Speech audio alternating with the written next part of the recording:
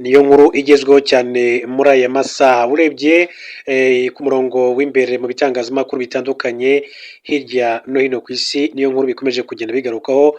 Uwitwa Kim Jong Un, uyu ni umutegetsi wa Korea ya ruguru, akaba ari perezida w'iki gihugu, nyuma yaho yagiye akangaranya isi mu bihe bitandukanye ku bijyanye n'ibitwaro bya kirimbuzi. Uyu mugabo rero nyuma yaho yari amaze kandi igihe acecetse, atavuga, atagira icyo akora, uyu mugabo yaje gusinya iteka riteye ubwoba, ndetse abantu benshi cyane bakomeje gukangarana bitewe n'iryo teka yamaze kuba yashyiraho umukono kugeza magingo ayangaya. Ni inkuru rero ikomeje kugenda igarukaho hirya no hino, abantu mu biganiro cyangwa se mu bitangazamakuru bitandukanye bakomeje kugenda basoma. Yitwa Kim Jong Un, umutegetsi ukomeye cyane wa Korea ya ruguru. N'ubusanzwe ni umutegetsi ufite igitinyiro gikomeye. Bivugwa ko mu gihugu cya Korea ya ruguru yategetse abaturage basore bose kwiyogoshesha nk'uko yiyogoshesheje, ndetse ubwo avuga imbwirwaruhame cyangwa se ari mu kiganiro ukaba wasinzira cyangwa se ukaba wakora ibindi bintu bitajyanye n'umuhango, ahita ategeka kwicwa burundu, nk'uko amakuru yakomeje kugenda abivuga mu bitandukanye. Rero yitwa Kim Jong Un, umutegetsi ukomeye cyane wa Korea ya ruguru. Reka mbanze bahe inshamake y'andi makuru y'ingenzi, hanyuma tugaruke kuri iteka ryamaze gusinywa na Kim Jong Un, perezida wa Korea ya ruguru. Muri rusange twese reka babwire ku makuru y'ingenzi mu buryo bw'inshamake kugira ngo tugaruke ku nkuru yacu y'ingenzi. Mbabwire ko mu yandi makuru, igihugu cya Ukraine biravuga ko cyari kigabye igitero gikomeye cyane. Ukraine yarashe ku ruganda rwa peteroli rw'Uburusiya bwo bwigamba kwica abasirikare bagera kuri 200 mu masaha 24. Amakuru avugwa muri intambara, imirwano hagati ya Ukraine n'Uburusiya ntihagaze kuri Noheli, mu gihe mu Burusiya ho hizizwa Noheli ku itariki ya 7 Mutarama. I Kiev ho bari mu byishimo by'iminsi mikuru, ariko amasasu yo yari yaruhutse. Uburusiya bwizihiza Noheli iminsi 13 nyuma yaho abandi bayishyizeho rero akadomo, kuko rero ubwo abanyaburayi kandi bahinduraga ingengabihe ikoreshwa ubu izwi nka Gregorian bwo bwagumye ku ya Julian. Byatumye idini rya Orthodox rifite abayoboke benshi cyane muri iki gihugu rigumana iyo ngengabihe n'itariki yo muri Mutarama. Ukraine yarashe ku ruganda rwa peteroli rw'Uburusiya. Igisirikare cya Ukraine cyagabye igitero ku ruganda rutunganya peteroli rwa Novoshatinsk ruherereye mu ntara ya Rostov mu Burusiya. Hakoreshejwe misile za Storm Shadow zatanzwe n'Ubwongereza, bituma habaho rero guturika gukabije. Uwo muriro wakwirakwiriye ku buso bwa metero kare 4000. Ukraine yavuze ko uruganda rwa Novotansk ari rumwe mu nganda nini cyane zitanga ibikomoka kuri peteroli mu majyepfo y'Uburusiya, kandi ko rufite uruhare mu gutanga lisansi ikenerwa n'ingabo z'Uburusiya mu ntambara. Usibye ibi, Perezida Volodymyr Zelensky yavuze ko Ukraine iri guhangana n'abantu b'inyamaswa nyuma y'ikindi gitero cyakozwe n'indege no zitagira abapilote z'Uburusiya mu mujyi wa Chernihiv. Minisiteri y'ingabo z'Uburusiya yatangaje ko umutwe w'ingabo urwanira mu majyepfo y'ibice bya Donbass wagize uruhare mu guhitana no gukomeretsa abasirikare ba Ukraine barenga 115 mu masaha 24. Yongeyeho ko izo ngabo zasenye igifaru kimwe n'izindi modoka 3 z'intambara za Ukraine. Minisiteri y'ingabo y'Uburusiya kandi yavuze ko muri iyi minsi mike ishize igisirikare cya Ukraine cyatakaje abasirikare bagera ku 145 mu mirwano yabereye mu bice byose ingabo zombi zihanganiyemo umunsi umwe mbere ya Noheli. Uburusiya bwavuze ko bwishe abasirikare barenga 145 mu gihe kitarenze amasaha 24 mu mirwano yabereye mu duce two hagati ahari kubera imirwano, mu gihe ingabo zo mu burasirazuba zo ngo zishe 135 iziri mu gace kitwa Dnepr, no kuvuga mu miji ya Kherson Oblast hafi y'umugezi wa Dnepr. Zo ngo zishe 65 zirangiza sitasiyo y'ikoranabuhanga ya Ukraine yayobyaga itumanaho y'ingabo z'Uburusiya.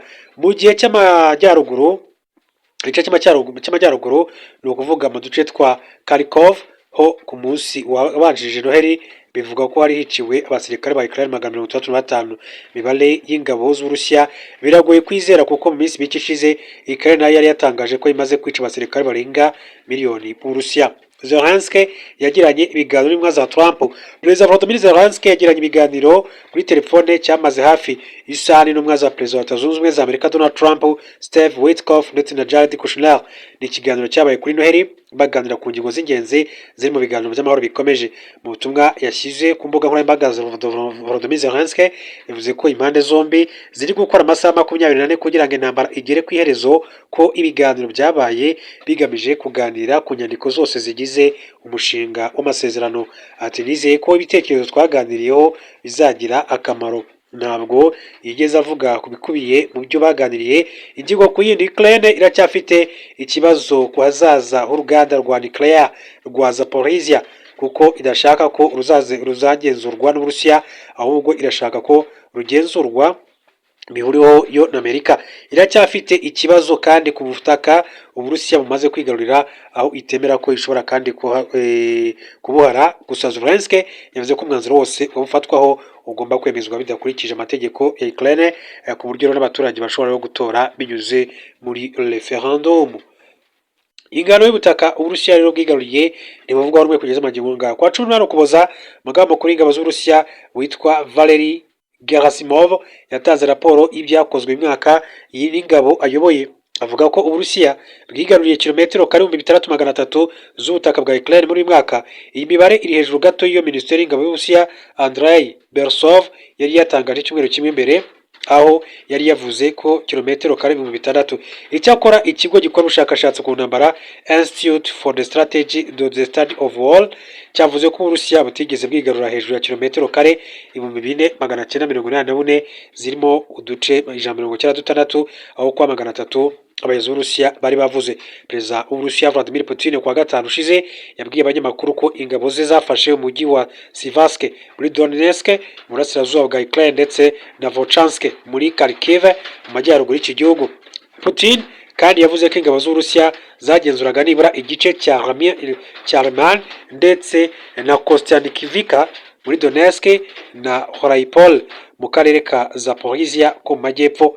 Uko rero akomeza kuyavuga. Ngayo makuru avuga ku ntambara y'Uburusiya na Ukraine ikomeje kugenda ifata indi ntera muri rusange. Tugarutse ku nkuru yacu nyirizina ku gihugu cya Korea ya ruguru, uwitwa Kim Jong Un yongeye kandi gukangaranya isi, yategetse inganda zikora ibisasu kongera ingano. Perezida wa Korea ya ruguru Kim Jong Un yategetse inganda zikora ibisasu mu gihugu cye kongera ingano z'ibyo zikora muri 2026 mu gutuma igisirikare cye gikomera cyane. Yabigarutseho mu ruzinduko yagiriye mu ruganda rukora intwaro. Korea ya ruguru ni kimwe mu bihugu byakomeje gusuzuma ibisasu bya kirimbuzi mu myaka yatambutse, ibikorwa bikangaranya benshi cyane abo itarebana neza nayo. Ibiro ntaramakuru bya leta ya Korea ya ruguru byatangaje ko muri uruzinduko uyu muyobozi yibukije abafite inganda zikora ibisasu ko bagiye mu mwaka utoroshye imbere, kandi ko bafitemo akazi kenshi ko kongera umusaruro w'ibisasu. Ati dukwiriye kongera umusaruro w'ibisasu byo mu bwoko bwa misile dukora, ati n'izindi ntwaro kugira ngo duhaze ibyo igisirikare cyacu gikeneye. Yakomeje abwira abayobozi bari kumwe ko bakwiriye kandi gushyira imbaraga mu kubaka izindi nganda zikora ibi bisasu ndetse n'intwaro. Uyu muyobozi yagaragaje ko kongera ingano z'ibi bisasu ari ibintu bikenewe mu rwego rwo gutuma iki gihugu gikomeza gukomera no kuzabasha kwirwanaho igihe haba habayeho intambara yagihuza n'ikindi gihugu, nk'uko yagiye bigarukaho yitwa Kim Jong Un, perezida wa Korea ya ruguru. Hanyuma mu yandi makuru akomeza kugenda avuga, reka duce muri Repubulika ya Demokarasi ya Kongo. Mbabwire ko uwitwa umuyobozi w'inama y'Episkopi Gatolika muri Repubulika ya Demokarasi ya Kongo, Musenyeri Fulgence Muteba Mugalo, ahangayikishijwe n'uburyo Perezida Felix Tshisekedi yagwatirije ibirombe by'iki gihugu myaka 1999. Mu ntangiriro z'uku kwezi RDC yemereye sosiyete z'abanyamerika kugenzura ibirombe by'amabuye y'agaciro byinshi hashingiwe ku masezerano y'amahoro n'ubufatanye mu iterambere ry'ubukungu yasinyiwe Washington DC. Imbere y'abakristo Gatolika bari bateraniye mu misa ibanziriza Noheli i Lubumbashi mu ntara aho Katanga kuwa 24 Ukuboza 2025, Musenyeri Muteba yasobanuye ko amasezerano nk'aya ari ubucuti bw'ikinyoma kubera ko usanga hari nashingiye ku bufatanye burimo ubusumbane. Musenyeri Muteba yagize ati aya masezerano yose mwumva mu by'ukuri ni ay'ubucuti bushingiye ku kinyoma, n'amasezerano y'ubufatanye bw'ubusumbane, n'amasezerano y'ubufatanye butuma imodoka zitunda ibikabije umutungo kamere wacu. Amerika yagaragaje ko ishaka gufasha RDC kubona amahoro n'iterambere birambye binyuze mu bufatanye, ariko Musenyeri Muteba yagaragaje ko nta munyamahanga witaye ku mahoro y'abanyekongo cyangwa iterambere ryabo, ahubwo ko buri wese areba inyungu ze. Uyu mushumba yagize ati mu by'ukuri iyi ni isura nshya y'ubukoloni, cyangwa se bivuze uko biri ni ubukoloni bushingiye ku bukungu, shegurwa n'ingengabitekerezo izana amasezerano y'ubusumbane atari muri RDC gusa, ahubwo mu bihugu byinshi bya Afurika, Amerika y'Amajyepfo n'igice cya Aziya. Kuri Tshisekedi, Musenyeri Muteba ko bitumvikana ko umuntu we yemera ko amabuye y'agaciro y'igihugu cyose atwarwa agamije kurengera ubutegetsi bwe. Agaragaje ko ahazaza h'abanyekongo n'ibyishimo by'abanyekongo byagizwe igitambo. Ati birenze imyumvire kuba umuntu yatanga amabuye y'agaciro yose y'igihugu kugira ngo arengere ubutegetsi cyangwa se sisiteme ya politike. Rwose ibi bisobanuye gutanga igitambo cy'iterambere ry'abaturage no kwambura ibyishimo abavuka mu gihe kizaza. Musenyeri Muteba yahishuriye abanyekongo ko Tshisekedi yemerera sosiyete z'abanyamerika kugenzura ibirombe bya RDC mu gihe cy'imyaka 99. Niyumva ukuntu umuntu yagwatiriza ubukungu bw'igihugu mu gihe kirekire nk'iki. Ese mwari muzi ko twasinye amasezerano y'imyaka 99 yo kubyaza umusaruro umutungo kamere? Ibyo murabizi. Imyaka 99, kandi turabizi ko amabuye y'agaciro atazabaho iteka nk'uko ubwo babivuga. N'umutungo wisubira, ariko ni gute umuntu agwatiriza umutungo w'igihugu imyaka 99? Mu byumweru bibiri bishize, Perezida Donald Trump wa Amerika yavuze ko abanyamerika bazajya bacukura amabuye y'agaciro yabasezeranyije, kuko ngo yahagaritse intambara yo muri Burasirazuba bwa RDC. Trump yavuze byeruye ko Amerika izakura sosiyete z'abashinwa mu birombe byo muri RDC hashingiwe ku masezerano ya Washington kugira ngo ize imbere mu bihugu bikora batiri nyinshi z'imodoka zikoresha amashanyarazi n'ibindi bikoresho by'ingenzi. Musenyeri Muteba yatangaje ko atuye impungenge n'uko RDC bishobora kuba isibaniro ry'ibihugu bikomeye cyane ku isi bizabihangana umutungo kamere wayo ashingiye ku ntambara y'ubukungu iri hagati y'Amerika n'Ubushinwa. Ati ibimenyetso byose bigaragaza ko ariho turi kugana. Akaba ari Musenyeri Muteba yakomeje kugenda abigarukaho ku munsi.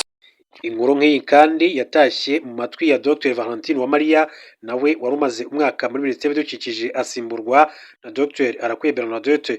Naho Eric Rwigamba wari umunyamabanga wa leta muri Minisiteri y'Ubuhinzi n'Ubworozi asimburwa na Dr Ndabamenye Telesforo.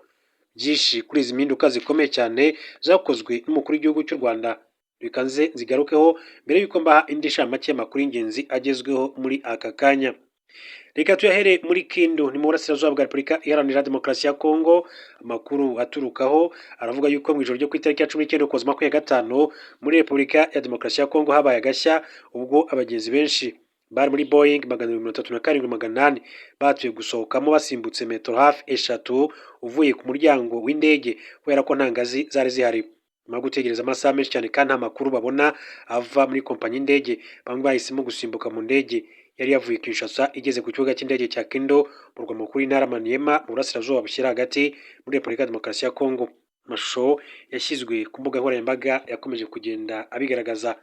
Mu yandi makuru kandi mu buryo bw'inshamake kugira ngo tujye ku nkuru yacu y'impinduka zikomeye cyane, reka mbabwire ko Perezida Felix Tshisekedi yunamiye FARDC na Wazalendo zaguye ku rugamba. Perezida Felix Antoine Tshisekedi wa Repubulika ya Demokarasi ya Kongo yunamiye abasirikare mu ngabo z'igihugu cye n'abarwanyi imitwe y'Abazalendo biciwe mu ntambara ikomeje gusakiranya ubutegetsi bwe n'inyeshyamba zo mu mutwe wa AFC 23. Perezida Felix Tshisekedi yunamiye abo basirikare n'abarwanyi babafasha ku rugamba. Ijambo ijyanye n'umunsi mukuru wa Noheli yagejeje ku banyekongo. Ni ijambo yavuze nyuma y'imyaka 4 ingabo z'igihugu ze n'inyeshyamba zo mu mutwe wa AFC 23 bari mu ntambara imaze imyaka 4 ibera mu Burasirazuba bwa Kongo Kinshasa.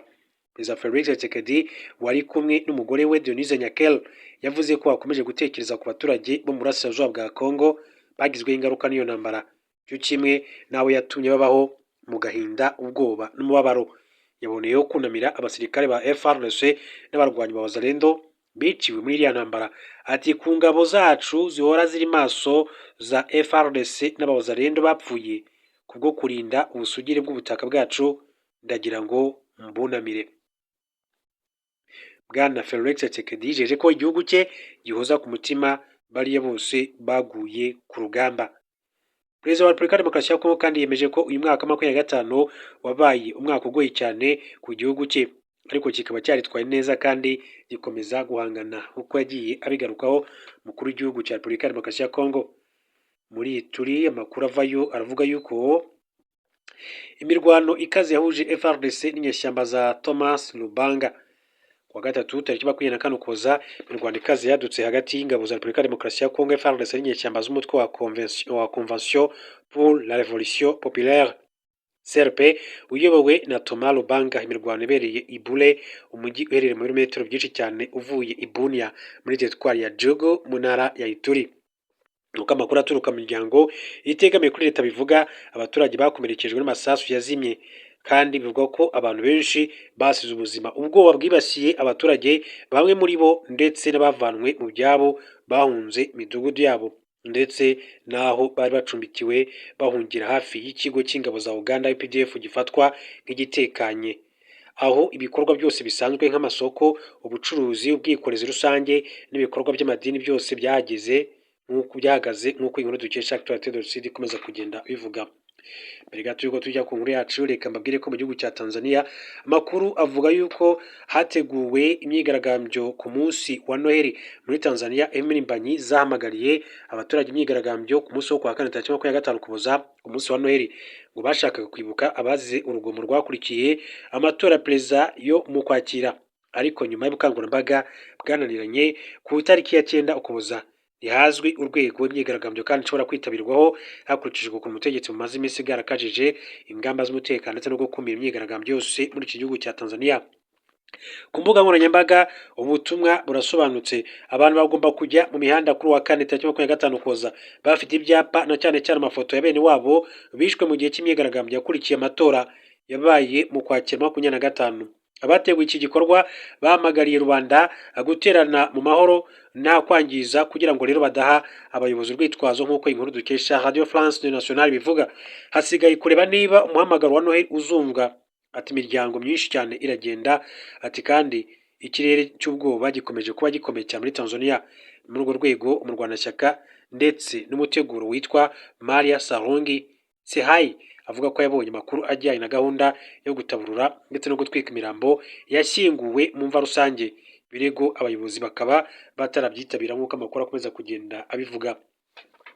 Ikaze kuri aya makuru ku buryo uburambuye, mbabwire ko hari abavuye muri guverinoma rugikubita impinduka zakozwe mu nzego nkuru z'igihugu cy'u Rwanda muri 2025.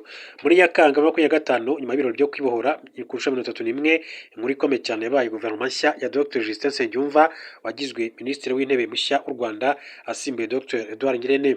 Ni impinduka yatse izindi zakozwe kuko uwashyizeho guverinoma iyo agiye nayo ihita yegura umukoreye mu ngata agashyiraho inshya.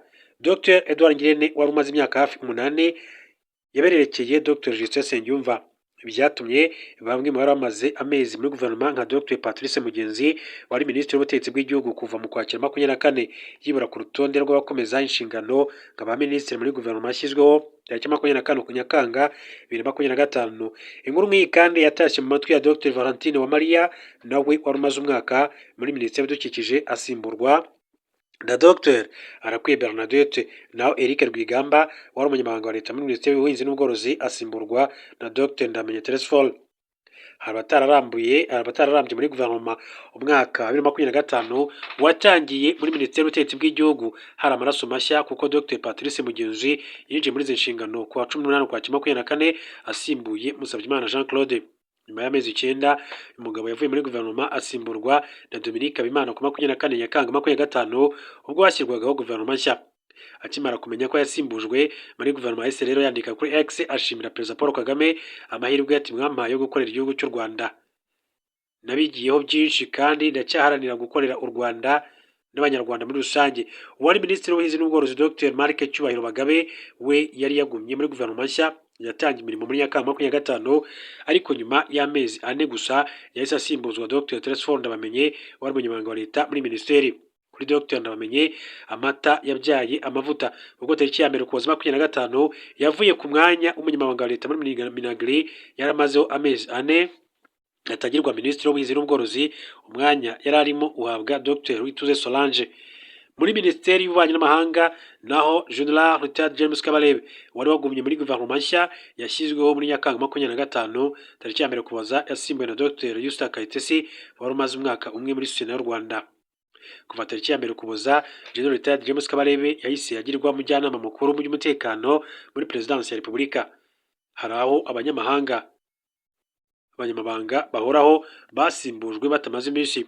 Abanyamabanga bahoraho muri za minisiteri ntabwo bari mu bagize guverinoma, ariko nabo bashyirwaho n'umukuru w'igihugu cy'u Rwanda.